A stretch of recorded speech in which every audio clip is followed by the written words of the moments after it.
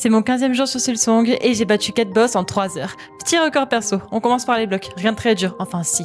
D'abord un parcours de timing. Quelques essais plus tard, je récupère un morceau de masque, plutôt pratique. Puis plus loin, un coffre de perles et un passage secret.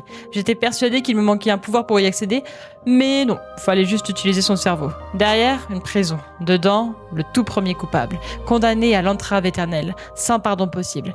Qu'est-ce qu'il a bien pu faire ? Ma curiosité était trop forte. Je brise ses chaînes, exactement comme celle du Hollow Knight, et je rentre. Là, nouvelle stèle de Tisserand. Mais cette fois, le message change. De nous autres survivants, on passe à « Je t'ai attendu longtemps dans cette cage ». Pourquoi je ? Les autres sont morts ? Usurpation ? C'est un mystère. Mais j'accepte sa force et je tombe sur le péché originel. Premier boss de la soirée portant un masque identique à la stèle. Boss super stylé d'ailleurs, mais pour moi le plus challengeant de la session. Ça demande de dasher non-stop et moi, je réfléchis trop. Bref, au 8e essai, comme l'avait prédit Modico, je gagne. Et je récupère le pouvoir au fur ironique. On enchaîne avec le noyau mécanique, du parcours qui demande un peu de timing, un puzzle digne d'un enfant de 7 ans et un gros bouton qui apparaît à la fin et que je suis incapable de voir. J'appuie et bam, la mélodie des architectes, vraiment stylée. Dernier masque maintenant, les grandes galeries, pas trop compliqué. On découvre de nouveaux mobs, maestro et minister. Puis pour le fun, je pousse un chariot, je monte dessus et oh, un passage secret.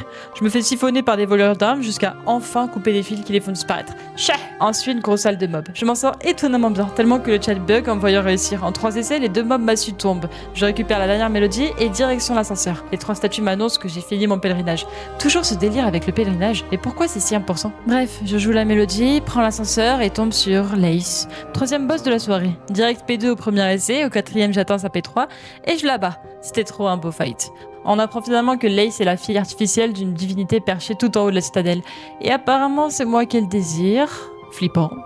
Retour dans le monde du fil. Je crois que je comprends. La voix qui nous guide depuis le début, ce serait la divinité ? Ça donne envie d'en savoir plus. Mais sur le chemin, détail glauque. Les Tisserands de s'en mêler comme moi, comme Eva et peut-être même comme Lace seraient traqués, capturés, sacrifiés pour leur différence depuis longtemps. Quelle était leur vraie tâche ? Je continue pour en savoir plus.